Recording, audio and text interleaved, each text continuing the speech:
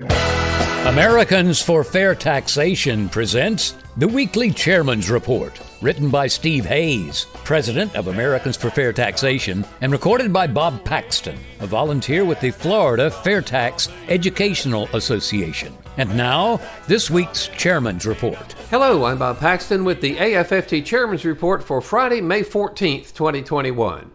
Calls to eliminate the federal income tax. Peter Morisi is Professor Emeritus at the University of Maryland and is recognized as an expert on economic policy and international economics. He has often appeared on CNN, CBS, the BBC, Fox, ABC, CNBC, NPR, and NPB. Dr. Morisi is a regular contributor to Market Watch. He wrote an article that appeared in the April 28, 2021 print edition. In it, he's calling for replacing the federal income tax and funding Social Security with a consumption tax.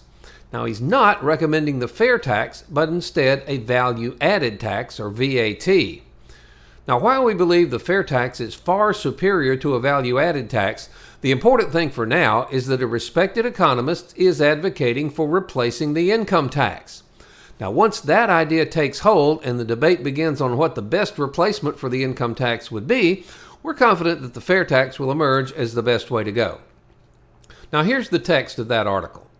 It's time to toss the unwieldy income tax and replace it with something far simpler. Financing President Joe Biden's agenda will require substantial tax increases for corporations and wealthier Americans.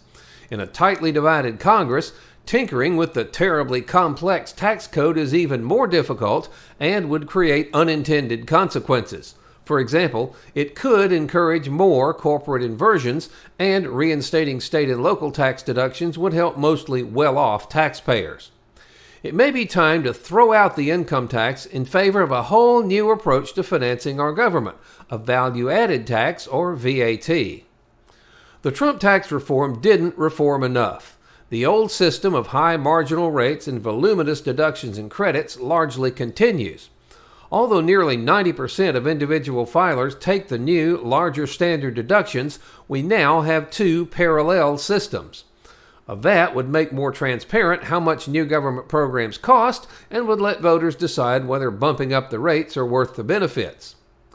Many folks who itemized before keep the same records and enter that same information into tax software that determines whether they're better off itemizing or taking the $12,400 standard deduction for individuals or the $24,800 deduction for married couples. Compiling and providing so much detail about our activities and expenses to the federal government and to tax professionals is an unconscionable intrusion of our privacy. And the system has been abused under several presidents for political purposes.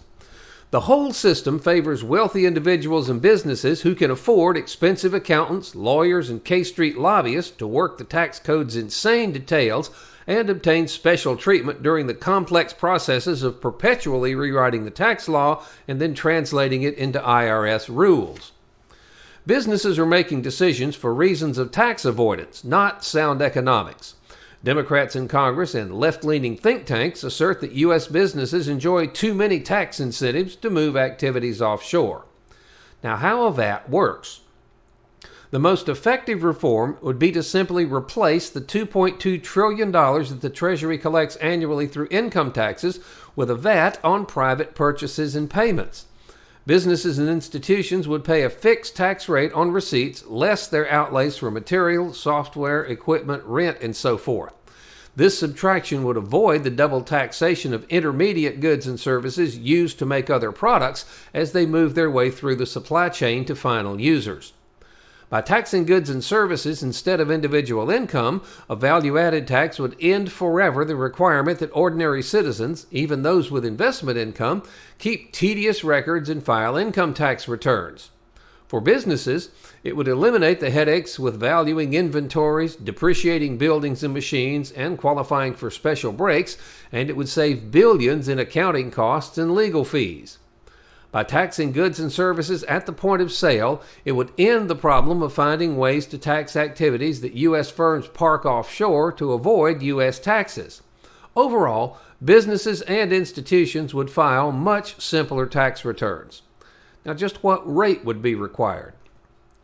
To replace the revenue that individual and corporate taxes currently generate, the VAT rate could be set at about 10%, but two problems remain. A value-added tax would tax rich and poor consumers at about the same rate.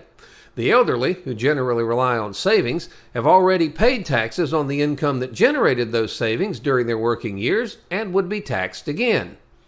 An effective response would be to raise the rate to 13% and award $4,000 to parents for each child under 19 and to seniors 65 and older.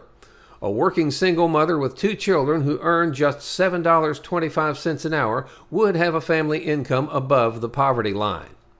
Under World Trade Organization rules, the value-added tax would apply to imports, providing additional resources to lessen inequality.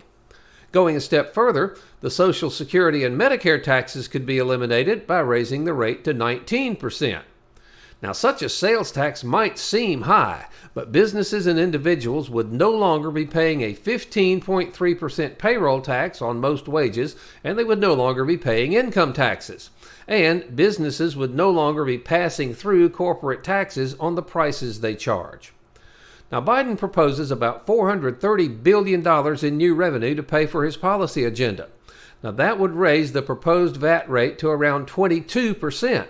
Now, he would have the opportunity to explain why his priorities are worth such a visible increase in taxes.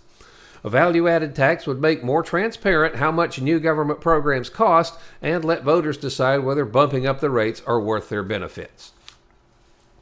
In conclusion, Dr. Morisi's article has done a great service for all of us who are working to replace the present corrupt and incomprehensible federal income tax.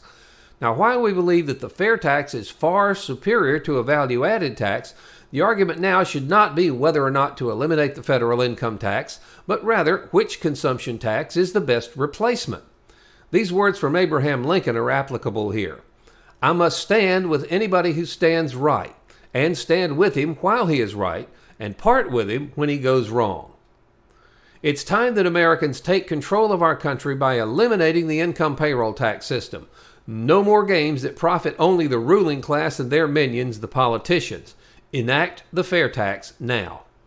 If you have friends who don't know about the FAIRtax, send them to FAIRtax.org. Have them watch the whiteboards under how it works, and if they agree, ask them to please join us. Then contact your member of Congress and the President and demand that Congress pass the FAIRtax, the only truly fair tax. This has been the Weekly Chairman's Report, written by Steve Hayes, President of Americans for Fair Taxation. Check back every week for news and information about the fair tax, and learn why the fair tax should replace our antiquated federal income tax system. If you'd like to receive a copy of the Chairman's Report in your inbox every week, sign up at FAIRtax.org.